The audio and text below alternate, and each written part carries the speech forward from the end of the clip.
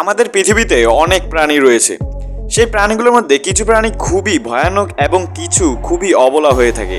এর ভিতরে আমরা সবচেয়ে ভয়ানক বলতে বাঘ, সিংহ এবং ভাল্লুককেই বুঝে থাকি। কিন্তু জানলে অবাক হবেন যে এই সকল হিংস্র প্রাণীর থেকেও সাহসী একটি প্রাণী রয়েছে, যার নাম হলো হানি বেজার।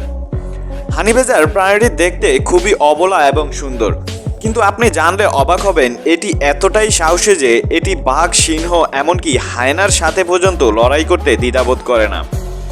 হানি বেজার খুবই অবলা একটি প্রাণী, কিন্তু যদি এই প্রাণীটি নিজের বিপদ আঁচ করতে পারে তাহলে যে কোনো প্রাণীর সাথে এটি হিংস্র হয়ে ওঠে।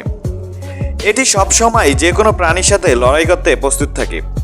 এটি যে কোনো ভয়ঙ্কর সাপের সাথে পর্যন্ত লড়াই করে। মজার কথা হলো সবসময় হানি বেজারই তাদের লড়াইয়ে জিতে থাকে। হানি বেজার এমন একটি প্রাণী যার চামড়া খুবই দল হয়ে থাকে। এটি চামড়া দল হওয়ার কারণে কোনো প্রাণী এটিকে কামড়ে ক্ষত করতে পারে না, এমনকি সজারুর ভয়ঙ্কর কাঁটাও এদের গায়ে গাঁথে না, কেননা এদের চামড়া খুবই দল এবং রাবারের মতো হয়ে থাকে।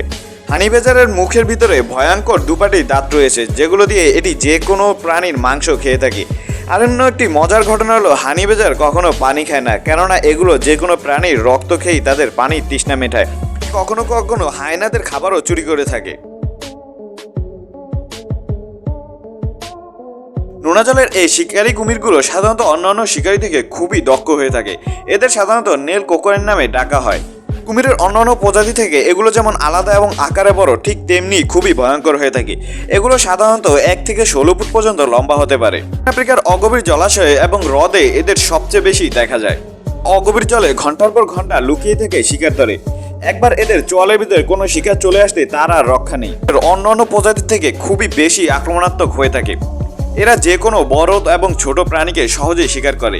সবচেয়ে দুঃখজনক ঘটনা হলো এই প্রজাতিটির হাতে প্রতি বছর প্রায় 100 থেকে 150 মানুষের জীবন যায়।